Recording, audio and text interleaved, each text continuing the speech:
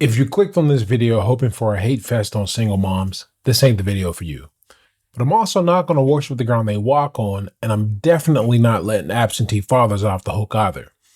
This video tells of my experiences being raised without my father around, how they affected me, and what I did as an adult to overcome the setbacks and repair the damage that was done by them. If you're a single mom doing right, then you already know this ain't going to be about you. And if you're a single dad, the same thing applies. I just don't have any personal experience with single dads, and I keep my content within the realm of things that I've personally experienced. And as always, any statistics I use or research I cite in this video, and there will be quite a few, I've included the links in the description so that you know I'm not just talking out of my ass. Now, it's become all the rage to bash single moms as horrible parents who are solely responsible for producing misfit children who, depending on the source you use, make up 50 to 70% of all drug users, high school dropouts, and prison inmates. But despite the childhood euphemisms you may have heard, babies aren't delivered by a stork. Little ones don't just come out of thin air. It takes a man and a woman. I used to be one of those guys who would put all the blame for the growing single mother epidemic on women. I used to think she should have just picked better. I used to think those things about my mom too. And then I had a kid, and I went from being indifferent towards my father's lack of presence in my life to being so angry that there were a few nights where I shed some man tears while rocking my son to sleep. I can't imagine being out of my son's life. You'd have to either end my life or put me in prison. If you made the life, you got to take responsibility for it. That's how I feel. Now, I've heard all the excuses about how the courts are against fathers and how the system keeps men away from their kids, but here's the reality. In over half of custody cases, both parents agree that the mom should be the primary caregiver. Another 29% work it out between themselves without any court involvement. Only 4% of cases ever make it to trial. Let that sink in for a minute. 91% of custody arrangements are decided without a judge ever getting involved. And now 40% of states automatically award 50-50 custody unless there's a good reason not to. So men, let's be real here for a minute. If you're not in your kid's life, it's rarely because the system is keeping you out. I don't care if you and the mother don't get along or she makes it difficult. That's your child and you're supposed to fight for your child. Of course, rarely isn't never. So if that's you or you know someone who, despite fighting to be in their child's life and had their life together, got no custody at all, leave me a comment and tell me the story. And make sure the story doesn't involve the man just laying over and letting her break the law by taking the kid somewhere beyond where she was supposed to. In other words, men, you almost never have any reason to not be part of your kid's life. I don't care if you and the mother don't get along or she makes it difficult. If that pisses you off, there are a bunch of other videos on YouTube that will tell you that you aren't the bad guy at all and it's all her fault. Now, my mom was a single mom. Growing up, I never admitted this to anyone, even though it was obvious because my dad wasn't around. I didn't admit this to anyone, not because I was trying to deceive myself into a fairy tale of a two-parent household, but rather because I didn't realize it myself. See, I knew who my dad was. I saw him a few hours a year and even stayed with him for a week during 3 or 4 summers growing up. But when I stayed with him, I never seen him. And when he came to visit us in Pittsburgh, it was never to spend time with his kids. It was always just to see his friends, and we just tagged along with him. And I wasn't really excited to see him when he did come around, so much as I was relieved to be out of my mom's house for a few hours. So I knew who my father was. I saw him, and he paid child support. He wasn't a deadbeat who only functioned as a sperm donor, even though the money was dragged out of his ass by a court order. I'm telling y'all this for transparency because I know there are folks out there who had it worse. Folks who never met their fathers. Folks whose fathers abused them and their mom and kept making money on the street, so they didn't give a damn about the court order. So, even though I only saw my dad a few times a year and I have no memories of my mom and dad ever living together or ever really being civil toward one another, I didn't think of myself as a child of a single mother. But my dad was such a non-factor in my life that my baby sister, who has the same father as me, started calling the dude my mom was dating dad because she didn't know any better. I was just old enough to know otherwise, and it messed me up to watch. I even tried to call him dad a few times, but I still remember it never feeling right. Even now, at 39 years old, more than 3 decades after the fact, I feel messed up even thinking about trying. But you know what messed me up even more? That same sorry ass dude my sister mistook for her biological father. This dude used to put fierce beatings on us with all types of objects like plastic coat hangers and shoes. He beat my 3-year-old sister so badly that the homies on the block were looking for his ass for weeks. And I was thinking about this memory while I was writing my memoir, Hard Lessons from the Hurt Business, Boxing and the Art of Life, which is set to come out in August. You can pre-order at the pinned link in the comment. And I wondered how common this type of abuse is at the hands of step-parents. And what I found was shocking and not what I expected. When it comes to the death of a child at the hands of an adult, step-parents are only the second most common perpetrator. The mother herself is most frequently the murderer of a child, almost 2 times more often than the father. When I shared that stat on Twitter, you had your typical smooth-brained, red-pilled idiots who were saying something like, it's all in female nature. Now, I'm not saying that all women make good mothers, but I don't buy that there's something inherent in women that makes them more likely to end their own child. This is obviously not an excuse, what I'm about to say, but as a single mom, there are no days off. Hell, there aren't really any days off with 2 parents, but at least there's someone there to pick up the slack when the other is sick, worn down, or just needs a break. For example, my wife is sick right now, so we're technically a man down, but we're still in the game. We can sub in and out. That's not the case in a single mom household.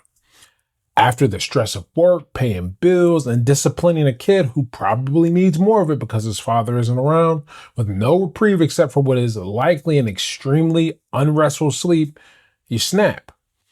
The normally calm mom flips. The mom who only yells slaps her child. The mom who only slaps her child beats him so badly that he can't go to school without making excuses for the bruises and the limp, and so on. I'm obviously not excusing hurting a child. I just need y'all to understand what a lot of kids are suffering through, many of them silently because they're scared as hell to say something in situations like this. Because as bad as that dude beat us, my mom easily beat us just as badly. She already had a violent hair trigger temper, so it was nothing to set her off. And between those beatings and the beatings at the hand of that asshole my sister confused for her father, I ended up pretty damn mistrustful of adults. Actually, I didn't really trust anyone. I still have trust issues to this day because in my formative years, I never bonded with any adult and developed a safe attachment to anyone in charge of me. And this effect isn't uncommon for people who grew up in situations like this. In psychology, there's something called attachment theory that's used to describe how we form relationships. We know that children who experience inconsistent care or abuse during their formative years, typically between ages birth to 5, often develop what is called disorganized attachment. These kids struggle with trusting others, maintaining healthy relationships, and regulating their emotions. This was me, and even now, with a strong relationship and a few close friends, my natural state is to always distrust and be skeptical of people, especially, and this is the worst part, when they're nice to me for no reason. And this isn't just psychology, which, to be honest, is a bit of a soft subjective science. MRI brain scans show early childhood trauma changes the way the brain develops, and these patterns don't just disappear when kids grow up. It's taken a lot of work to manage this, and I think I'm doing a good job, but this will always be part of me, and these changes are likely why. When we experience trauma as young children, our brains adapt by remaining in a constant state of hypervigilance. At the center of this response is the amygdala, the brain's fear processing center, which becomes overreactive in response to chronic trauma. This is the same part of the brain responsible for the fight or flight response, and the reaction to constant trauma makes you think everyone is attacking you for everything you do. This hyperactivity creates a vicious cycle. The amygdala becomes increasingly sensitive to perceived threats, making it harder to regulate emotions and respond appropriately to stress. Even minor stressors can trigger intense fear, anxiety, or anger. Even now, my wife tells me that I sometimes see criticism where there isn't any, and that's a terrible trait because it makes people less willing to give you feedback, and without feedback, you can't ever get better at anything. The other problem with this dysregulation of emotion is that you don't realize when your tone of voice is aggressive or confrontational. My sister got hit hard with this problem, and it's cost her many job opportunities because her ability to regulate the emotional tone of her voice is shot. Though fortunately, she's done a lot of work on fixing this. Still, it will always be with her, like a sort of emotional herpes that you can only manage but never cure. These neurological changes don't just fade with time. Instead, they create a persistent pattern of heightened emotional responses and difficulty managing stress, often carrying those effects of childhood trauma well into adulthood. This leads nicely into another area I struggle with: forming healthy relationships later in life. In my early 20s, I was dating a girl who also had her fair share of dysfunctional traits as well. And during one of our frequent arguments, she said something truly profound that shook me to my core and made me think. She shouted out, "You know what your problem is? You ain't ever seen a relationship before because your mama never had one. That's why you can't do shit right now." And I didn't even get mad at her. And it just snapped me out of my anger and made me think, because she was correct. Even a broken clock is right twice a day. I had all the red flags that I warned about in another video that I'll link in the description. And she had a point though. The only models of relationships I'd seen growing up were between my mom, her fights with my dad, and her abusive boyfriend, and an occasional man who'd only come over at night. By the time I'd gotten older and spent time around people whose parents were in loving marriages, I couldn't really pick anything up.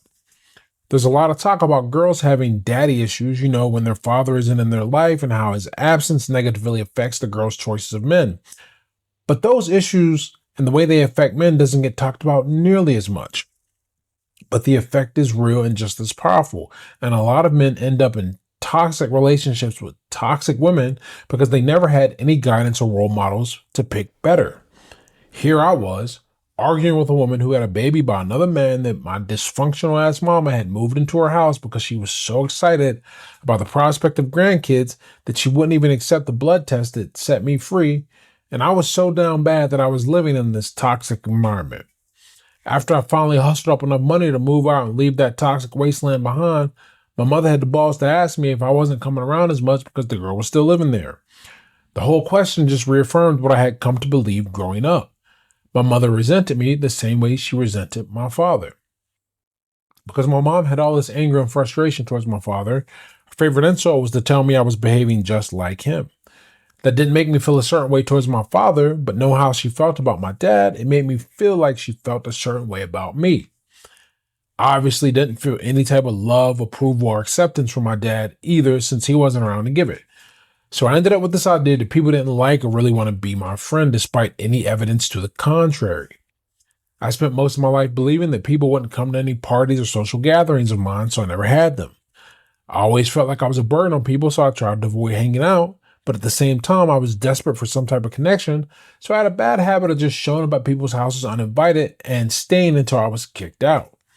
Now, I'm truly blessed because against all odds and personality flaws, I ended up crossing paths with some amazing people as a teenager when I went to a high school across the city in a completely different socioeconomic area. I'm friends with many of those people today and their families, more than 2 decades out of high school. Many of them I no longer talk to either. However, they all contributed to a small amount of healing that likely kept me from becoming another victim of my circumstances.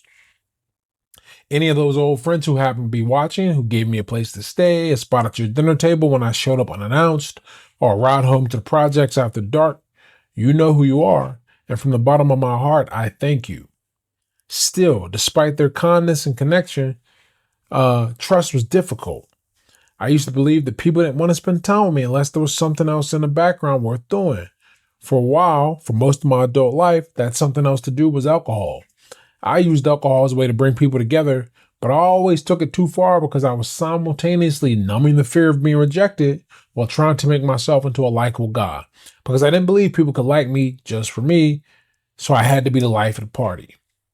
This, of course, led to a vicious drinking problem, and it was in getting sober that I was able to deal with the pain I had to deal with all of my life to get to that point. I'll link to the video in the description where I talk about how I got sober. All of this started with being raised by a single mom and the problems that came with it.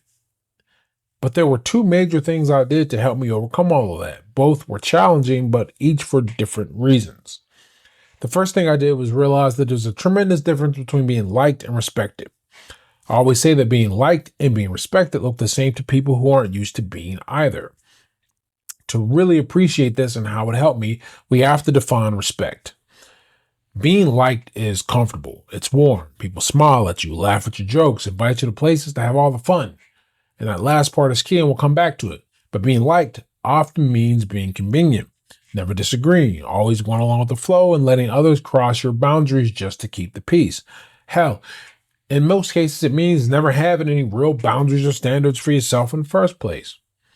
Because I learned that having boundaries meant getting my ass kicked or cussed out, I spent a lot of my early life with no strong morals to stand on, and rarely standing up against wrong because I learned to fear consequences. But respect is earned through hard choices. It's what happens when you stand firm even when it's uncomfortable, when you say no even though it might cost you a friend, when you choose what's right over what's easy. I remember when I realized the stark difference between the two. Everyone knew me as the friend to hang out with and get drunk and go chase girls with. However, I was not the guy who got invited to family functions, even though many of my friends had treated me as family over the years growing up. It was because of my behavior and because my life had revolved around being liked.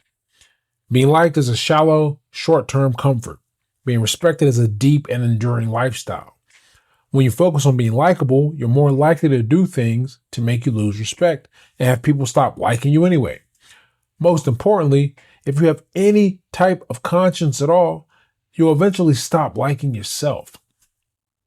But when you start to carry yourself with respect, you learn that while people may not like you, you will always like the person you see in the mirror. And that matters more than anything. When you like and respect yourself, you stop engaging in self-destructive behavior. This small change goes a long way. It doesn't heal the wounds, but it stops them from bleeding long enough so you can start to fix them. The second thing I did was learn how to forgive. My mother died 1 year before my son was born. I still struggle with forgiving her and my father, but I know that I have to continue trying or else I risk being consumed by the anger and resentment that started to fester in my heart. Avoiding this fate is why I practice forgiveness. I don't do it to make myself feel better. I don't even do it to make anyone else feel better. I do it, and you should too, because I want the past to no longer have a grip over my present emotions. And I don't want to do something in my present that makes my future worse. Victims of childhood abuse are more likely to suffer adverse outcomes in the future for several reasons. So often they are destitute, impoverished, or incarcerated because they were trying to fill a void, an emotional void, caused by growing up without receiving guidance, protection, love, and support. Whether it be committing violent crimes or consumption of addictive substances, these actions are motivated by a need to belong. However, anger and loss of hope often motivate these actions. When most of your experiences involve disappointment and harm, it's easy to become bitter and sad. If a person spends the first decades of their life in a constant state of fight or flight, with nowhere to run and no way to defend themselves, it's easy to see how they could lose faith in humanity and become incensed towards it. I wish my mom was still alive so I could tell that I forgive her for everything. And not only because it would grant me peace of mind. Forgiveness is for me, but the path I took to this place of emotional peace helped me see my parents in a different light. I see my mom as a flawed woman who did the best she could to raise her children despite the physical and sexual abuse she endured growing up and the effect it left on her. Now that I have a son, I recognize that as a single mother, she was doing the best she could with as little resources and ability in her possession as possible. The hardest part about being raised in a fatherless home is that you only get one gender's perspective of the world. And that perspective will almost certainly be tarnished and tainted by the bad experiences that led to the choices and outcomes that resulted in her becoming a single mother in the first place. You'll have to seek guidance, responsibility, and your own personal rites of passage. You'll have to learn emotional discipline and control because the world will punish you for lacking it way harder than it will a woman. The deck is stacked against you. But if you follow these suggestions, you have a decent chance of making it through all of this. If you want to learn more about how people end up in this life in the first place, watch this video here, where I discuss the cycle of poverty that leads to many of the decisions that create single moms in the first place.